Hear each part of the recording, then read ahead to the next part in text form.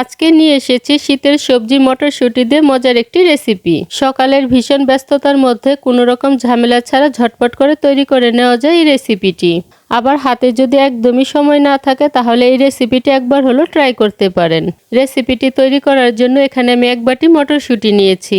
এখন ব্লেন্ড করার জন্য ব্লেন্ডার জারে নিয়ে নিচ্ছি।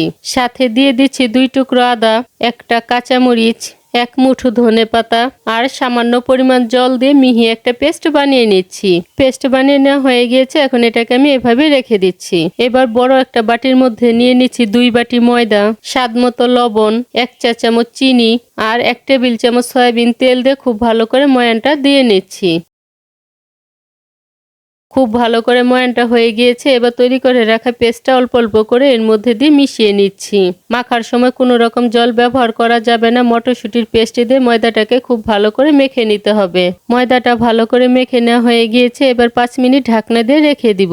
এবার আরেকটা বাটির মধ্যে নিয়ে নিচ্ছি 2 টেবিল চামচ কর্নফ্লাওয়ার আর 2 টেবিল চামচের মতো সয়াবিন তেল দিয়ে কর্নফ্লাওয়ারের সাথে খুব ভালো করে মিশিয়ে নিচ্ছি। কর্নফ্লাওয়ারের এই মিশ্রণটাকে আমি পরোটার ভিতরে দিয়ে দিব। এতে করে পরোটাটা যেমন খাস্তে হবে, আবার এটা অনেকক্ষণ নরম থাকবে। এবার ময়দাটাকে আবারও খুব ভালো করে মেখে নিচ্ছি। তারপর 2 ভাগ করে লেচিগুলোকে কেটে নিচ্ছি। আপনি যেরকম সাইজের পরোটাগুলোকে তৈরি করতে চান সেই অনুযায়ী লেচিগুলোকে কেটে নেবেন। এবার সামান্য পরিমাণ তেল রেখে বড় একটা রুটি বেলে নিচ্ছি।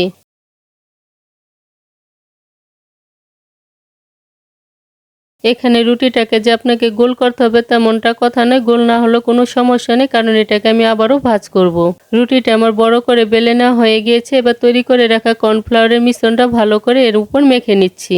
এবার ভিডিওতে দেখানো অনুযায়ী রুটিটাকে ভাজ করে নিচ্ছি। রুটিটাকে আবারও বেলে নিচ্ছি। ভাজার জন্য চুলায় প্যান বসিয়ে রেখেছি। এবার পরোটাটা এর উপর দিয়ে দিচ্ছি। প্রথমে আমি তেল ছাড়া পরোটাটা সেঁকে নিচ্ছি। 2 পাশই যখন ভাজা হয়ে যাবে তারপর 1 চা চামচ তেল দিয়ে দিচ্ছি। এভাবে করে নিলে পরোটা ভাজতে আপনাকে খুব বেশি তেল ব্যবহার করতে হবে না, কারণ ময়ানের সময় কিছুটা তেল দিয়েছি। কর্নফ্লাওয়ারের মিশ্রণটাই তেল ছিল, আবার বেলার সময় কিছুটা তেল আমি ব্যবহার করেছি।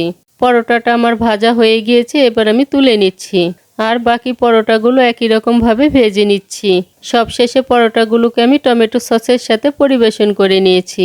সব সময় তো পুর বানিয়ে পরোটা তৈরি করে থাকি, একবার না হয় এভাবে ট্রাই করে দেখলেন কেমন হয়। পুর তৈরি করার ঝামেলা ছাড়া মটরশুঁটির এই রেসিপিটি যদি ভালো লেগে থাকে তাহলে আমার চ্যানেলটিকে সাবস্ক্রাইব করে পাশে থাকা বেল আইকনে প্রেস করতে ভুলবেন না।